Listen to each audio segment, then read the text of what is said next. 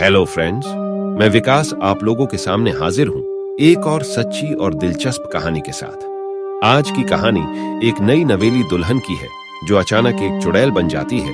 तो आइए शुरू करते हैं आज की कहानी का सफर। आज की कहानी बिहार के बक्सर जिले की घटना है जो एक गांव में हुआ था।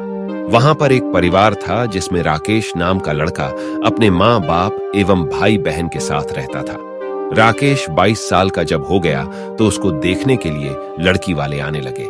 कुछ दिन बीत गया, तभी राकेश को एक लड़की की फोटो अच्छी लगी। उसने अपनी माँ को बोला, माँ मैं इसी से शादी करूंगा और बोलता भी क्यों नहीं। हर लड़के की ख्वाहिश होती है कि उसकी औरत सुंदर और संस्कारी हो ताकि किसी के सामने ले जाने से उसका मान भी बढ़े। उसकी माँ ने बोला, ठीक है बेटा, तुम्हारी शादी मैं इसी से करवाऊंगी, और लड़की के पिता को हाँ बोल दिया। कुछ दिन बाद उसकी शादी का दिन आ गया। वह बहुत खुश था क्योंकि उसकी हल्दी मेहंदी और संगीत से घर में खुशी छाई हुई थी। सारे मेहमान से उसका घर भर गया था। वह मन ही मन सोच रहा था कि मैं अपनी औरत को बाहर घुमाने ले जाऊंगा और दोस्तों के साथ खूब बातें भी करूंगा कि देखो मेरी औरत लाखों में एक है। मन ही मन लड्डू फूट रहे थे और उस दिन उसका इंतजार भी खत्म हो गया क्योंकि उस दिन उसकी शादी जो हो रही थी। गांव वाले भी धूमधाम से बारात लेकर लड़की के घर पहुंचे और दोनों की शादी भी हो गई। जब सुबह विदाई हुई तो उस समय लड़की को डोली में अकेले ही ससुराल लाया जाता था। चार कहार डोली को उठाते उठाते थक गए थे। वह बेचारे सोचे कि कहीं पेड़ दिखा तो डोली उसके नीचे रख देंगे और थोड़ी देर आराम करके फिर आगे बढ़ेंगे। तभी एक आम का पेड़ दिख गया। वह लोग डोली को रखकर पानी पीने लगे और बोले कि बहू अगर आपको भी प्यास लगी हो तो पानी पी लो।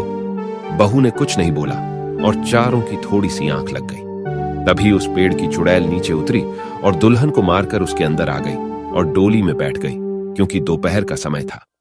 थोड़ी देर बाद वह अपने ससुराल आ गई। लोग चार होने के बाद जब रात हुई तो राकेश अपने कमरे में गया। जब वह अपने बिस्तर पर बैठकर दुल्हन से बातें कर रहा था तभी उसे जोर से प्यास लगी। उसने कहा, मैं पानी पीकर आता हूं। दुल्हन ने बोला, आप बैठो, मैं पानी दे रही हूं। इतना कहकर उसने अपना हाथ लंबा करके कुएं से पानी निकालकर उसको दे दिया। इतना देखते ही राकेश जमीन पर भद्द से गिर गया और बेहोश हो गया। थोड़ी देर बाद जब उसे होश आया तो उसने अपने सामने घूंघट में छुपी चुड़ैल को देख लिया और भागने की कोशिश करने लगा। तभी उस चुड़ैल ने बोला, आप भागो मत, मैं आपको नहीं मारूंगी और अब मैं आपके साथ भी नहीं रहूंगी, नहीं तो आप जीवित नहीं रहोगे क्योंकि आपने हमारा चेहरा देख लिया।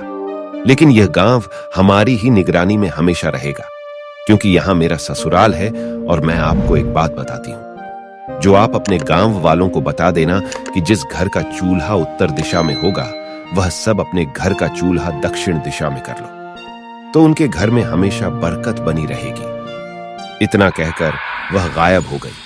शास्त्रों के हिसाब से माना जाता है कि दक्षिण में अक्सर भूत प्रेत निवास करते हैं, लेकिन ऐसा करने से आज भी उस गांव में कभी भूखमरी या फिर कोई बीमारी जल्दी नहीं आई। वहां पर सब हंसी खुशी रहने लगे। दोस्तों, आज की कहानी कैसी लगी कमेंट करके हमें जरूर बताएं। अगर कहानी अच्छी लगी तो वीडियो को लाइक और चैनल को सब्सक्राइब करना ना भूलें। अब इजाजत दीजिए अपने दोस्त विकास को। तो फिर मिलते हैं एक और कहानी के साथ। तब तक के लिए अपना और अपनी सेहत का ख्याल रखिए।